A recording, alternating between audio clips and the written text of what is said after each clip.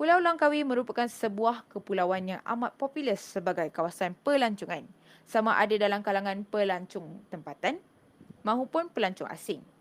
Hal ini kerana keunikan dan keindahan pantai dan pulau-pulau sekelilingnya yang menjadi kawasan untuk melakukan aktiviti air maupun sekadar untuk bergambar.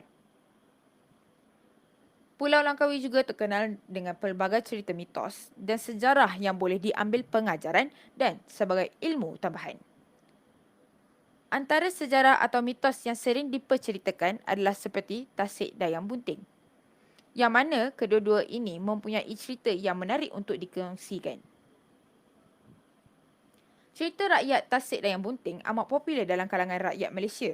Tasik Dayang Bunting juga merupakan sebuah tasik air tawar yang mempunyai pemandangan yang cantik dan unik. Tasik Dayang Bunting ini terletak berdekatan dengan Pulau Langkawi, Kedah. Ia merupakan pulau kedua terbesar selepas Pulau Langkawi. Keluasan Tasik Dayang Bunting ini adalah sama dengan keluasan Kompleks Stadium Bukit Jalil, Kuala Lumpur. Tasik ini telah diwartakan sebagai hutan simpan, maka tiada pembangunan akan dilakukan di sini. Hutan yang terdapat di Tasik Dayang Bunting adalah hutan jenis bukit pantai yang mempunyai banyak pokok yang berusia ratusan tahun yang masih kekal di hutan ini. Kedalaman Tasik Dayang Bunting ini adalah kira-kira ketinggian bangunan 3 tingkat dan tasik ini juga terletak 20 km daripada Bandar Kuah. Untuk sampai ke Tasik Dayang Bunting, pelancong perlu menaiki bot sahaja kerana tiada jalan darat untuk menghala ke Tasik Dayang Bunting. Menurut legenda, tasik ini telah dipercaya telah wujud beratus-ratus tahun yang lalu. Tasik Dayang Bunting juga telah mendapat pengiktirafan UNESCO dan dikategorikan sebagai salah satu geopark di Langkawi. Semasa dalam perjalanan, pelancong dapat melihat bentuk muka bumi, pulau yang seakan seperti wanita yang sedang hamil, berbaring dan di situlah terhasilnya nama Tasik Dayang Bunting. Terdapat 1001 mitos dan misteri di sebalik tasik yang menjadi tarikan pelancong apabila melancong di negeri ini. Kemenjadian Tasik Dayang Bunting terhasil daripada dua kisah mitos yang sering diperceritakan. Kisah yang pertama adalah di mana Dayang Bunting itu sendiri adalah penjaga gergasi yang menjaga dan melindungi kepulauan berdekatan. Sebagai perlindungan, Dayang Bunting mempunyai haiwan peliharaan iaitu seekor singa, racun daripada akar tuba dan juga mempunyai senjata ampun. Manakala dua pulau yang berdekatan dengan Tasik Dayang Bunting yang mempunyai bentuk gunungnya menyerupai perempuan mengandung adalah dikenali sebagai Pulau Singa dan Pulau Tuba. Diceritakan terdapat sekumpulan saudagar yang melalui kawasan kepulauan itu tidak menunjukkan hormat kepada Dayang Bunting. Akibat terlalu marah dengan sikap para saudagar tersebut, Dayang Bunting telah mengarahkan singanya untuk menangkap para penceroboh tersebut. Dayang Bunting telah membangkitkan semangat angin, air dan ribut tropika untuk menunjukkan kemarahannya terhadap sikap para saudagar tersebut. Angin yang menderu dan ombak yang bergelora telah menghempas dan menghancurkan kapal-kapal di Pulau Jong. Dalam kejadian ribut itu juga, sebuah kargo kerbau hitam putih telah melarikan diri ke Pulau Gubang Darat, manakala kerbau putih berteduh di Pulau Balar. Dan bot yang syarat dengan beras telah terdampar di Pulau Beras Basah. Masyarakat terdahulu percaya bahawa gambaran perempuan yang sedang berbaring itu adalah Mambang Sari itu sendiri. Manakala cerita mitos kedua pula adalah paling popular di kalangan para pelancong, iaitu kisah sepasang kekasih. Ianya dikaitkan dengan kisah romantik di antara seorang putera raja yang bernama Mat Teja dan seorang puteri kayangan iaitu Puteri Mambang Sari. Pasir Teluk Air Tahun adalah salah satu tempat kegemaran bermain si puteri dan dayang-dayangnya. Boleh dikatakan, puteri kayangan ini sering bermain-main di kawasan tersebut. Pada satu hari, Puteri Mambang Sari sedang bersuka-sukaan di pantai pasir pulau itu bersama dayang-dayangnya.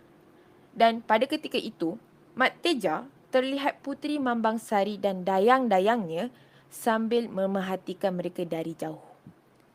Pada saat dan ketika itulah Mat Teja telah jatuh cinta dengan Puteri Mambangsari.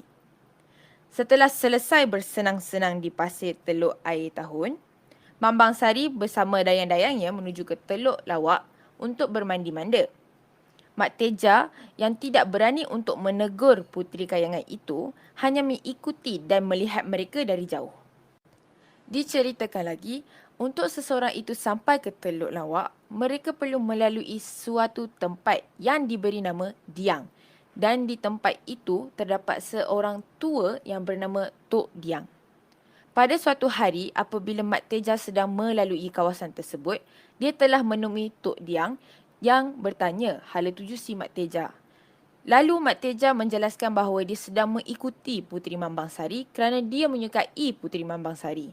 Namun, tidak berani untuk menonjolkan dirinya kepada Tuan Puteri Kayangan itu. Setelah mendengar luahan Mat Teja, Tok Diang memberikan helah yang boleh membuatkan Puteri Mambangsari jatuh cinta dengan Mat Teja, yang mana dia diarahkan untuk mengambil sebatang tabung buluh dan pergi berjalan di pesisiran pantai di Teluk Kahar ketika air sedang surut. Lalu mendapatkan air mata duyung dengan tabung buluh tersebut, lalu membasuh mukanya dengan air mata duyung tersebut. Setelah mendapatkan petua Tok Diang itu, Mat Teja tanpa membuangkan masa terus ke Teluk Kahar untuk mencari duyung itu. Nasib menyebelahi Mat Teja apabila dia sampai di Teluk Kahar, kelihatan duyung itu sedang duduk di atas batu dan dalam keadaan yang sedih. Air matanya juga berjujuran kerana air pasang di pantai itu telah surut menyebabkan si duyung itu tidak dapat pulang ke lautan. Apabila Mat Teja melihat duyung itu duduk terbenting di batu, ia pun tidak lengah lagi. Lalu mengambil tabung buluhnya, menadah air mata sang duyung. Apabila tabung itu sudah penuh, Mat Teja bergegas pulang ke Teluk Lawak kerana risau Puteri Mambangsari akan pulang ke Kayangan. Pada ketika itu, terlihat Puteri Mambangsari dan dayang-dayangnya masih bersuka-sukaan. Mat Teja tidak membuang masa, lalu membasuh mukanya dan lehernya dengan air mata duyung yang diperoleh. Dengan perasaan yakin, Mat Teja telah memunculkan dirinya di depan si puteri dan memperkenalkan dirinya. Apabila Puteri Mambangsari melihat wajah Mat Teja untuk pertama kali, si puteri terus jatuh cinta dengan Mat Teja. Pada hari-hari berikutnya, kedua-dua pasangan ini seringkali berjumpa dan berkasih-kasih di kawasan sekitar, sama ada di pesisiran pantai ataupun di lautan. Tidak lama selepas itu, kedua-dua pasang ini memutuskan untuk berkahwin. Setelah beberapa bulan, Puteri Mambangsari pun bunting. Tidak lama selepas itu, lahirlah seorang anak lelaki dari pasangan itu. Namun, nasib tidak menyebelahi mereka kerana Puteri Mambangsari telah melahirkan anak yang mempunyai penyakit aneh yang tidak dapat disembuh. Maka pada hari ketujuh kelahiran anaknya, anak mereka telah meninggal dunia. Mat Teja dan Puteri Mambangsari telah memutuskan untuk menanam anak mereka di tasik dan mengharapkan agar anak mereka damai di dalam tasik tersebut. Oleh kerana terlalu sedih dan kecewa dengan kematian anaknya, sang puteri telah memutuskan untuk meninggalkan bumi dan kembali ke Kayangan untuk selamanya. Sebelum pulang ke Kayangan, Puteri Mambangsari telah menjampi air tasik tersebut sebagai penawar kepada pasangan yang belum dikurniakan anak. Berdasarkan cerita legenda ini, terdapat mitos yang mengatakan bahawa mana-mana pasangan yang berikhtiar untuk mendapatkan zuriat, pasangan wanitanya perlulah meminum air tasik dayang bunting itu dan berkemungkinan dapat membantu mereka untuk mendapatkan zuriat. Namun, ianya tidak dapat dipastikan kebenaran mitos ini.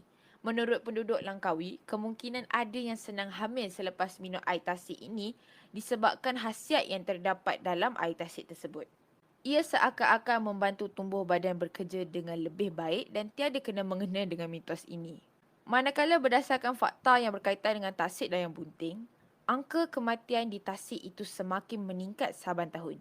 Tidak kira sama ada pelancongan asing ataupun rakyat Malaysia sendiri. Malah yang sering menjadi korban di tasik itu juga adalah di kalangan yang pandai berenang. Sejak daripada kejadian itu, pengunjung yang berhasrat untuk mandi atau melakukan aktiviti air dinasihatkan untuk memakai jaket keselamatan. Sama ada mitos ini benar atau tidak, ianya mungkin boleh diambil sebagai pengajaran untuk menghormati kawasan yang baru kita jejaki. Kerana setiap kawasan itu mempunyai adat tersendiri dan janganlah kita merosakkan suasana yang terdapat di kawasan itu.